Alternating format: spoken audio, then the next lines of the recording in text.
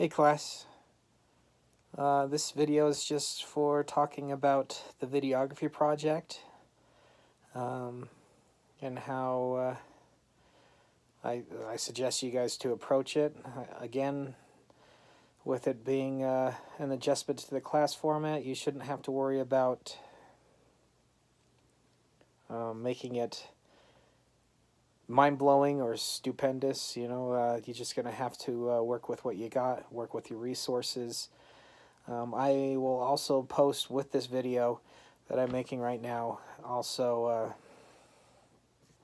other YouTubers that have listed the best ways that they themselves have found in being effective filmmakers, short film makers, and some of their tips and tricks. So hopefully that will also supplement your venture into filmmaking. I wish you all luck. I'm very excited to see how things turn out, and what creative voices you find and adopt. Whether it just be something zany and off the wall, because that's where your strengths lie, or something that maybe is a little bit more pensive and reflective, considering the events of quarantine and the pandemic. It would be understandable. So I'm going to talk just more in depth about the requirements for this assignment. Again, it's going to be a short film or a video that merges together projections and sound design for theater. Now, because of the nature of, first of all, what's been happening, and also taking the projection technology, which is pretty much video, and the sound technology, and just merging them together to have a videography project. It's not as contrary in nature to live performance as you might think. So it's important to introduce you guys to the workflow, a lot of the things that kind of go into making a video or a film on your own. You're going to have to plan. You're going to have to plan everything out early. Like I was talking to you guys a little bit earlier, there's a shot list or a storyboard or a merger of both. You need to know what story you guys are telling, and really plan things out. This is going to be a 2 minutes to 4 minute video. You'd be surprised how much material you're going to have to get in order to fill that, because it's not just going to be shooting a one shot and calling it good. Your grade's going to reflect that. It's going to be easy to spot people who are just going to half measure it, and those who are going to actually commit to it. I want you guys to do your best. That's all I want. I don't need it to be amazing, and I also don't want it to be poor in quality, but I want to see that you guys have made an effort. That's really what I want to see.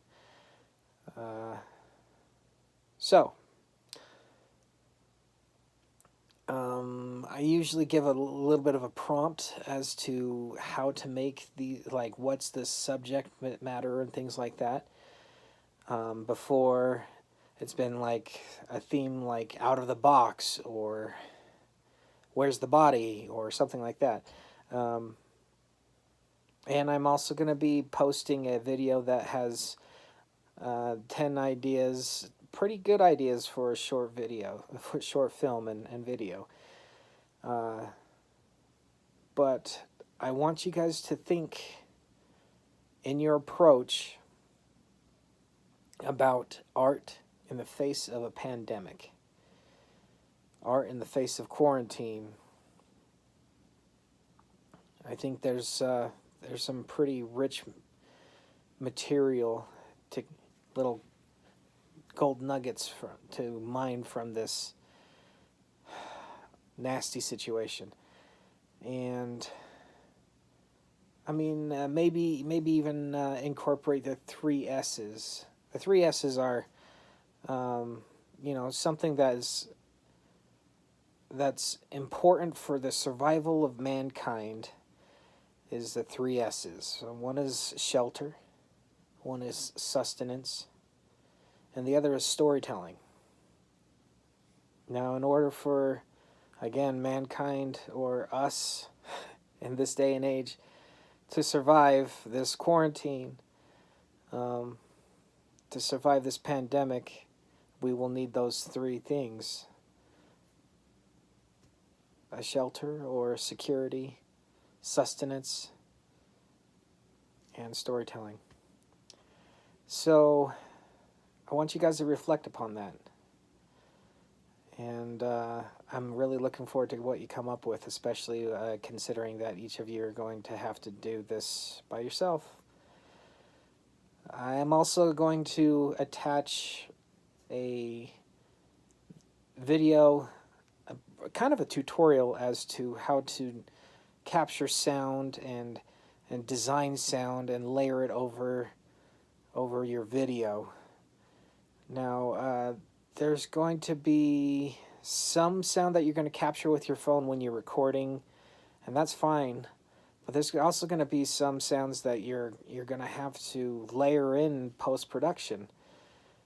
So it's important for you to know the difference between diegetic and non-diegetic sounds. Now, I mentioned that in another video.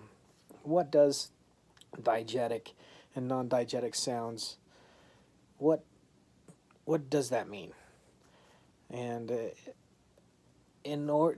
best way to describe diegetic sound is, or non-diegetic sound as well, is to go through a scenario. Now, imagine with me, if you will, that we're at the beginning of a film. Okay, we see a sprawling cityscape, and it's almost like it's footage that's captured by a hovering drone.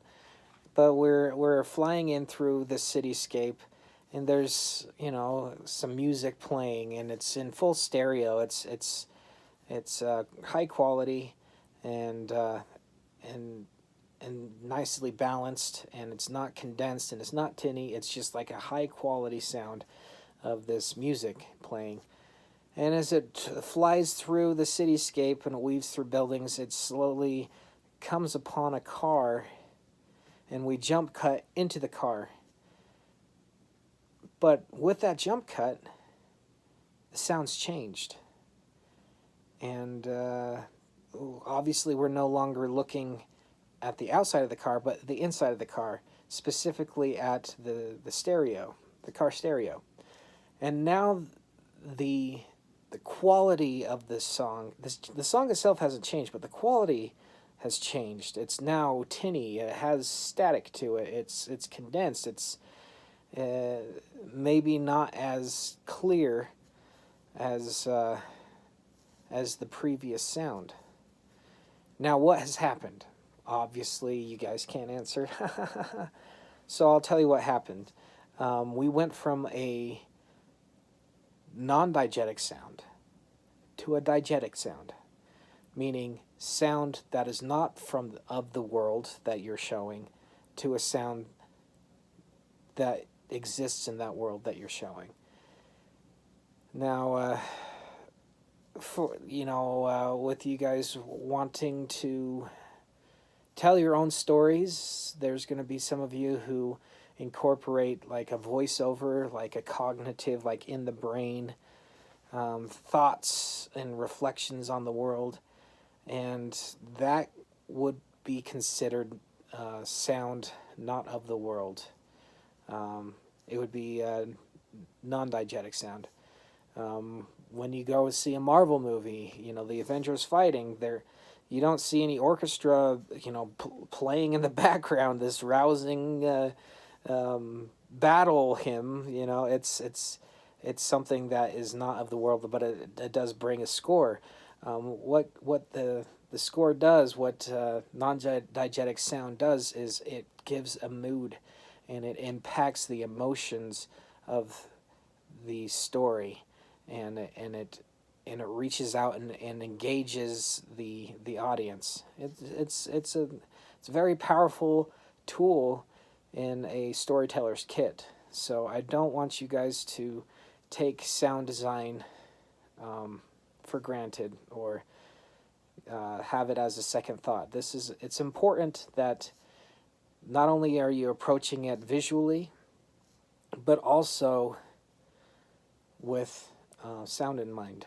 Okay, there's a strange phenomenon where somebody will, like, it's just everybody, when you watch a show, when you watch a film or something like that, it's a lot more easy to watch a show that has, oh man, what am I trying to say here? That has a high quality sound and maybe a poor quality video than having a high quality video and a poor quality sound. It's the strangest thing. People are a lot more forgiving of a film that has poor quality, like found footage or shaky cam or something chaotic, if the audio is there, if the sound design is solid. And that's just not the case the other way around. It's a strange thing, but I want you guys to reflect upon that, and really think about how you're going to be able to capture this. Okay. If you guys have any questions, please let me know. I'm also going to be adding onto the list of just resources and things like that, a website that lists off the 25 best free video editing software apps in 2020. So it's going to be like up to date. Okay, there's going to be Blender on there, and Shortcut, and I think one's called Lightworks or something like that. Anyways, the list goes on. But the great thing about it is that it's free, and those whoever wrote that list of apps really did their work, really did their homework in figuring out what are the pros and the cons to every app in video editing. Okay, so I want you to use that as a resource. There's going to be some people who are going to be comfortable with iMovie.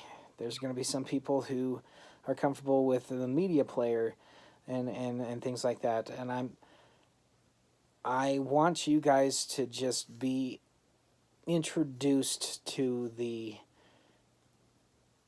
consideration and the workflow of making a short film. I don't need you guys to know the in and outs of a program.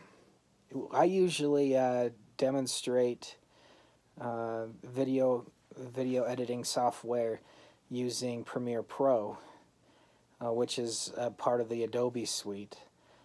That's available on campus. Well, guess what? We are not on campus anymore, so we're going to have to make do. If you guys have any questions, please feel free to reach out and get in contact with me, preferably during my office hours, which is from 3 o'clock to 4 o'clock every day. Okay? My online office hours, if you will. I will make sure to be ready and attentive at that point, but if that doesn't suit your time frame, then feel free to message me and I'll get back to you as soon as I can. It's probably going to be from 3 o'clock to 4 o'clock. I'm kind of like full-time dad right now with my wife. She's still working Meals on Wheels, which is a very important program in feeding our elderly around here, and so it's a fun thing. It's the tables have turned, the gender roles are shifting, and I guess it's the silver lining to an otherwise really dreary rainstorm. So, anywho, enough about me. Thank you so much for sticking in and listening to me rant and talk about the videography project.